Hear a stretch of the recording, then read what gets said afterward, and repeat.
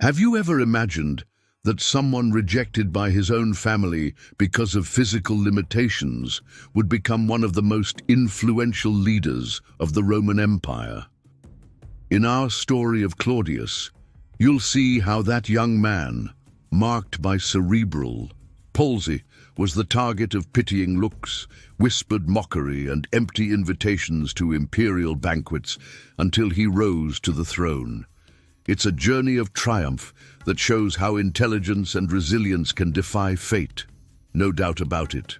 From the cradle in 10 BC, Claudius carried a frail body and a trembling voice that shocked patricians accustomed to aristocratic perfection. His mother even called him a monster, while his grandmother Livia combined care with harsh reprimands. Ridiculed by senators and forgotten in the corridors of power, he saw his worth denied at every turn. Yet that enforced silence became his greatest ally.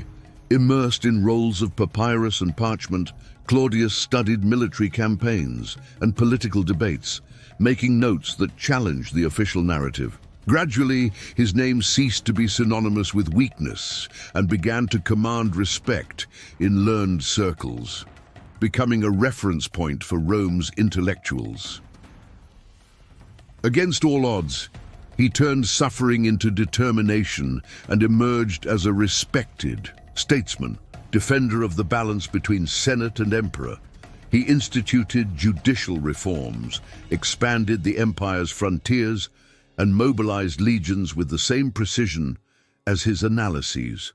His legacy of conquests still echoes in the monuments of a strengthened Rome. Stay with me to discover every step of this amazing journey. But before we dive into these stories and curiosities of the Roman Empire, make sure you're subscribed to our channel and hit the bell. That way, you won't miss any of our videos full of secrets and surprises about ancient Rome. In 10 BC, a newborn bore a mark that would astonish Rome. His name would be Claudius, and his journey unforgettable. Childhood and rejection of Claudius. From the dawn of his life, Claudius felt the weight of rejection. Born in 10 BC into the powerful Julio-Claudian Dynasty, he showed signs of cerebral palsy, slow speech, an unsteady frame, and constant tremors that shocked patricians who expected aristocratic perfection. Antonia Minor, his mother, saw only a burden in him and publicly called him a monster.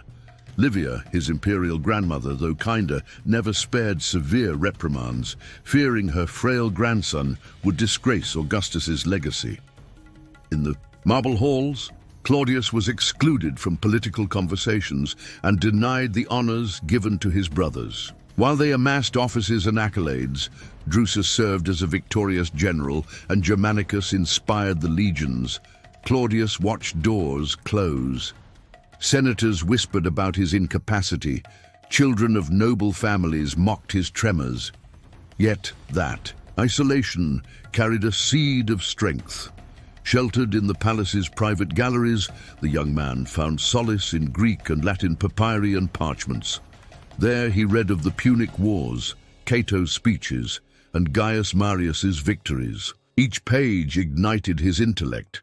He made meticulous notes, compared historical versions, and wrote his own critical commentaries. Before long, his manuscripts began circulating discreetly among liberal thinkers and scribes, earning admiration for their clarity of analysis. Claudius discovered that, even deprived of physical power, he could command influence through the written word. The library became his school, and scholarship his invisible armor. Thus, painful family exclusion did not silence him, but honed his mind. Underestimated in body, but admired in intellect, Claudius laid the foundation for a remarkable journey. Because, in ancient Rome, the greatest throne often belonged to those who mastered knowledge, and while Rome lay entangled in conspiracies and turmoil, the silent library would become the refuge and secret weapon of a future emperor. From error to insight, Claudius's academic career. Claudius discovered in scholarship the means to turn the tables on the very elite that rejected him. By age 20, he had mastered Cato, Livy, and Polybius, and set out to write a history of the civil wars that shook the official versions. His critiques of Octavian, detailing the siege of Nola and questioning the political use of Augustus's memory, reached Tiberius's inner circle, which saw in the nephew a threat to the dynasty's narrative. His texts, copied by hand, became the subject of debate in private libraries and gardens where senators exchanged ideas. There, Claudius was no longer the monster of his youth, but the intellectual who exposed contradictions in Lepidus's victories and Antony's loyalties. Those accounts provoked formal warnings. Tiberius halted his promotion to quaestor and forbade any public mention of his works, yet each censorship refined his pen. Claudius began using pseudonyms and Thucydidean metaphors to evade imperial scrutiny. Dissecting political speeches, he analyzed Cicero's rhetoric and anticipated power plays with almost prophetic accuracy. Though clandestine, his manuscripts influenced young patricians and educated freedmen, creating an intellectual support network.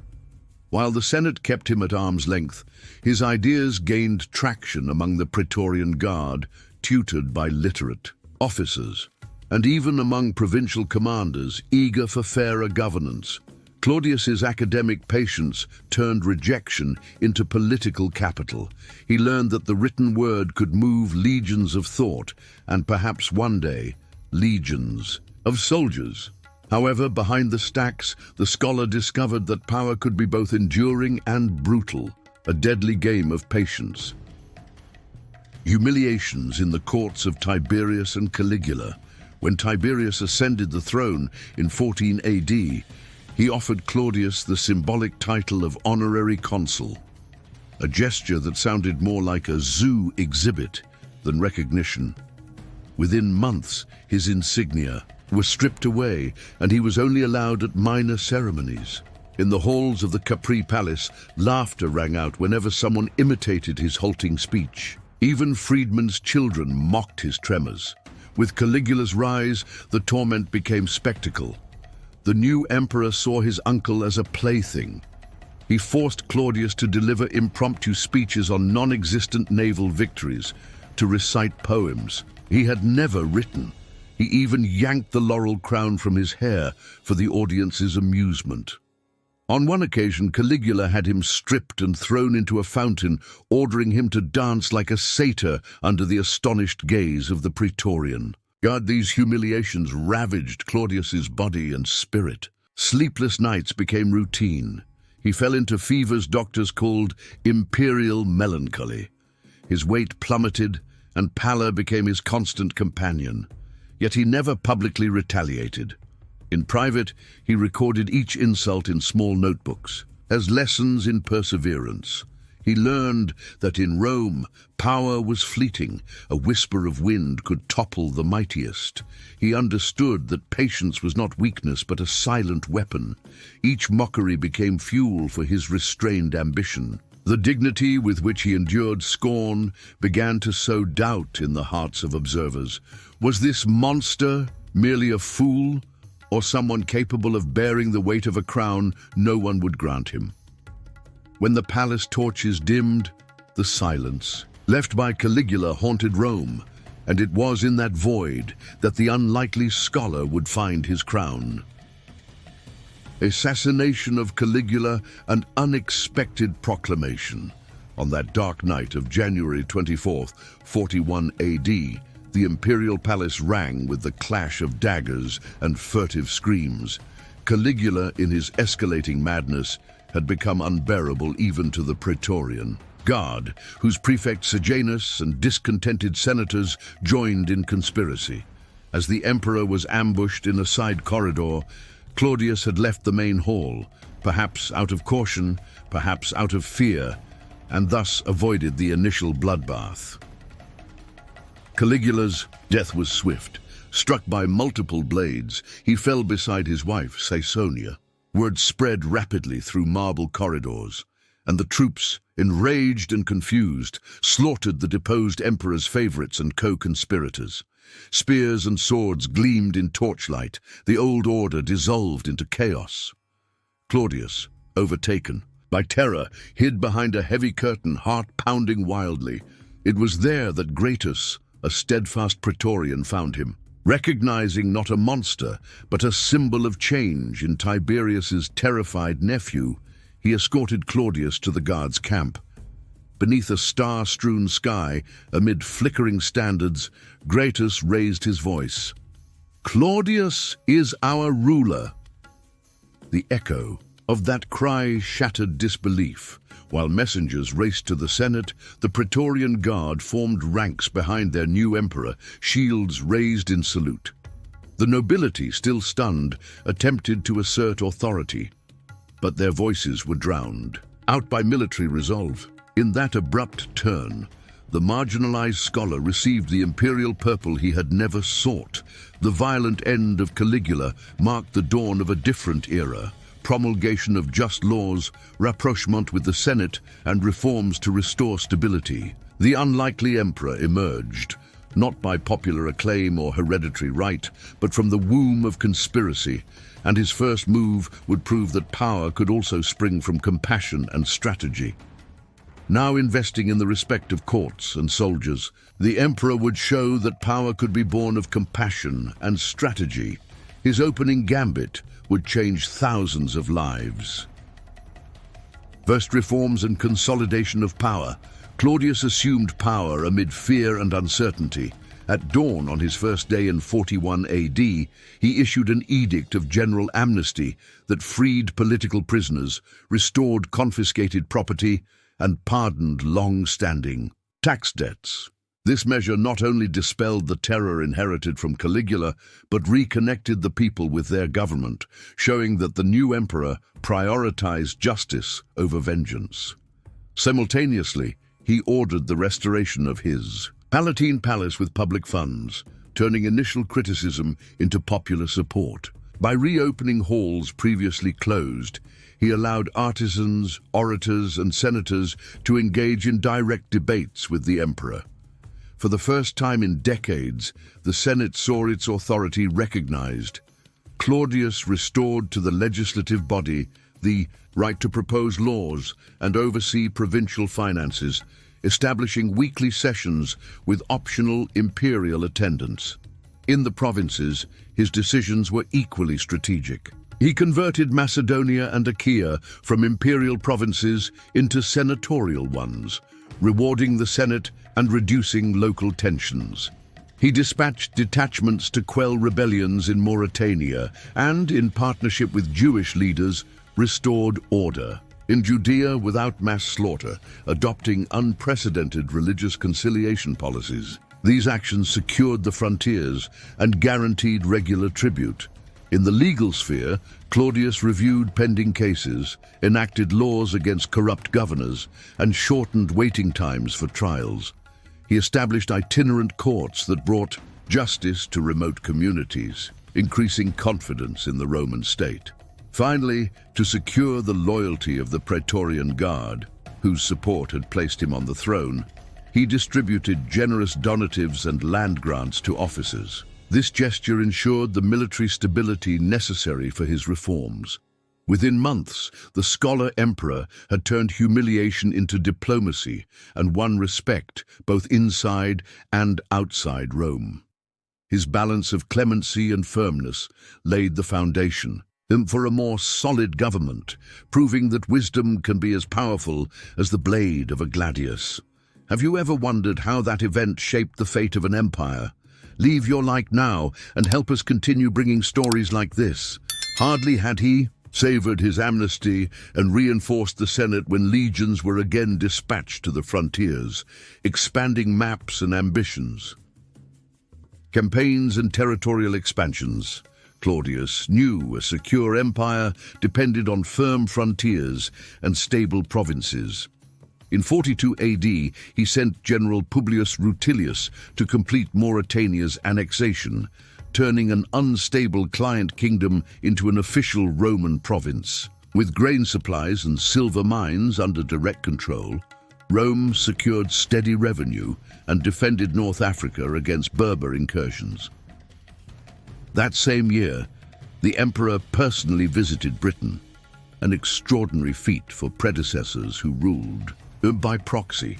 The 43 AD campaign mobilized 10 legions and employed Roman engineers to build roads and makeshift forts. The capture of Camulodunum, modern Colchester, symbolized the subjugation of the Trinovantes tribe and boosted troop morale. Upon returning to Rome, Claudius staged a triumphal procession through the Forum, displaying British talks of precious metals and chained prisoners, an image that ignited civic pride. To consolidate these gains, he founded colonies in Cantium, Kent, and extended the Via Claudia Augusta to the Rhine, easing movement for legions and traders. In 48 AD, he conducted a census showing nearly a 10% increase in the free population, signaling internal stability and drawing migrants to new settlements. He granted citizenship to loyal auxiliary veterans, strengthening personal bonds between provincial officers and the emperor. These measures not only expanded territory, but economically and culturally integrated the provinces into the empire. Paved roads, aqueducts, and market posts created a trade network that brought wine, olive oil, and pottery to Britain's remoter regions and returned revenue in taxes. Yet as Rome reveled in prosperity, suspicion sprouted in the Senate over Claudius's growing power and reliance on the Praetorian Guard, a prelude to looming intrigues. Under the sun of victory, shadows of doubt grew between the Senate's columns, and the dagger of betrayal would stalk the emperor in every hall. Imperial conspiracies and paranoias. Claudius soon realized that his external triumphs had awakened a more dangerous foe, envy within the Senate. Accustomed to military emperors, senators distrusted the former scholar who seemed to dictate policy from parchments. In 45 AD, secret senatorial leaders plotted against Claudius's close advisors, accusing them of conspiring to replace him with a more capable general. Anonymous denunciations led to summary arrests. Some senators were executed or exiled. Others saw their properties swiftly confiscated. These actions split Rome. In the streets, citizens cheered the purge of corruption. In the chambers, whispers branded Claudius a tyrant who betrayed Julio-Claudian clemency. Each Senate session was fraught with cautious glances, fearful that one word out of place could cost a life. On the family front, instability peaked with Messalina's Scandal. When word reached Claudius in 48 AD of her secret marriage to Gaius Silius, he felt deeply betrayed. Some advisors urged mercy. Harder factions demanded immediate execution. Amid allegations that Messalina sought to usurp the throne, the emperor ordered her arrest and swift execution, cementing his reputation for ruthlessness. Under the weight of these conspiracies, Claudius grew increasingly withdrawn. He spent hours poring over informants' reports and interrogating servants for hidden betrayals. His personal guard was reduced to a trusted inner circle, while palace walls and gates were reinforced. In that climate of paranoia, he understood that in Rome, power is a game of shadows. Alliances shift with a whisper, and loyalty can shatter at a glance.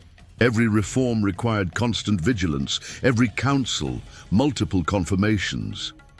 The scholar who once sought refuge in books now watched every page of his own story. When love became a weapon of betrayal, Rome trembled, and a public scandal would leave deep scars on the imperial throne.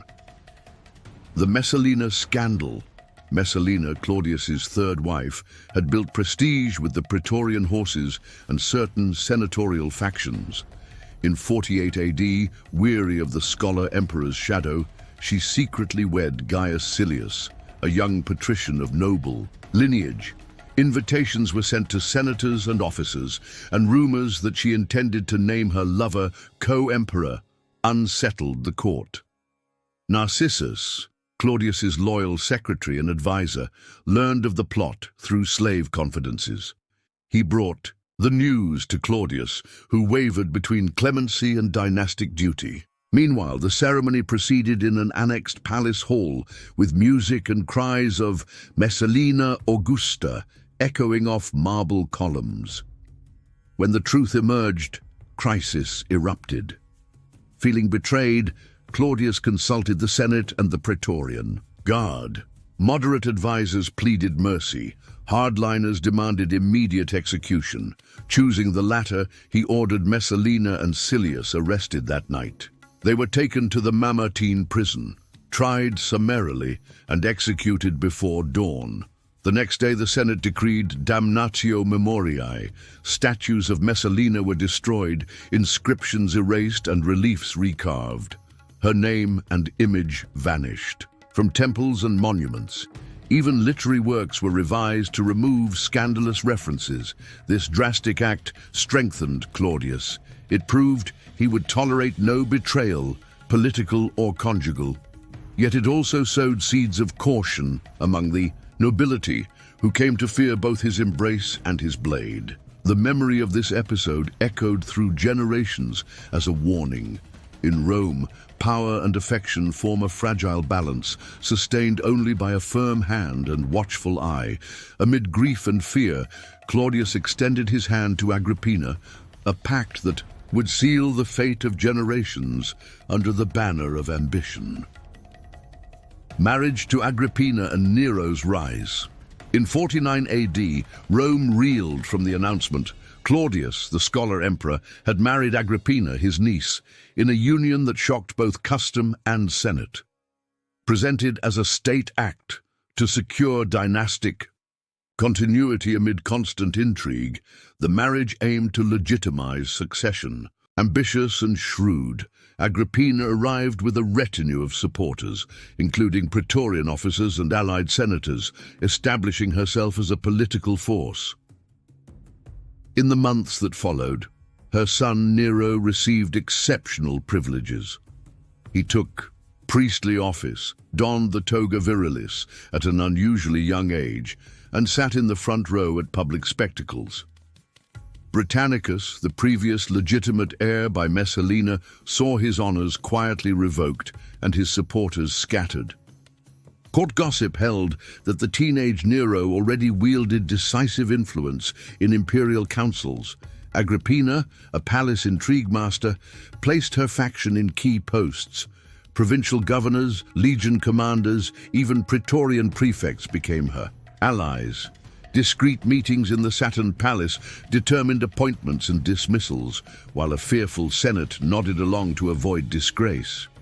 Claudius, though aware of the game, seemed enchanted by his new empress's energy and the promise of a secure legacy. Yet that familial pact carried a price. By empowering Nero, Claudius relinquished exclusive control over succession. His popularity wavered between gratitude for progress and unease over Agrippina's growing power. At banquets, people whispered that the emperor consulted his niece before issuing any decree, a sign that the shared throne could become unstable. Thus, the man who once shunned politics found himself prisoner of his own alliance. The fragile stitching between ambition and loyalty began to unravel, setting the stage for ultimate betrayal. Between whispered counsels and poisoned chalices, the stage was set for the final act of this real-life tragedy. Assassination and legacy of Claudius. On October 13, 54 AD, Agrippina, driven by ambition to see her son Nero ascend, served her husband a dish of wild mushrooms, reputedly a rare delicacy. Claudius, already weakened by age and the strain of rule, ate heartily. When violent vomiting and abdominal pain signaled poisoning, he ordered his physician to expel the toxins. The doctor, Agrippina's accomplice, used a toxin-coated feather to induce further vomiting, rupturing Claudius's veins and hastening his agonizing death. Word spread swiftly through the palace corridors. The emperor lay dead, victim of intimate treachery. Nero, alert to opportunity, was proclaimed successor by the Praetorian Guard, lured by generous promises of donatives and privileges. An intimidated Senate ratified the young heir, ending Claudius's reign and ushering in the Nero era. Despite its tragic close, Claudius's legacy endured. His initial amnesty restored popular trust. Judicial reforms set precedents for fair trials. The 48 AD census and expansion of aqueducts and roads modernized the economy. And Senate reintegration strengthened institutions. The annexation of Britain and Mauritania widened resources and frontiers, benefiting generations. Modern archaeologists confirm the durability of aqueducts like the Claudia, completed under his rule, and epigraphic records attest to his citizenship-granting policies. Today, historians regard Claudius as a model of resilient leadership. He turned humiliation into strategy, scholarship into power, and patience into lasting change. If his story shows that in Roman politics, intelligence and perseverance could triumph over brute force, his assassination reminds us that the highest throne always attracts the darkest shadows of betrayal. Now, if you enjoyed this journey through time and want more fascinating stories, subscribe to our channel, leave a like, and share this video with your friends. That way, you help us keep bringing high-quality historical content. Thank you for watching, and we'll see you in the next video about ancient Rome and its grand empire.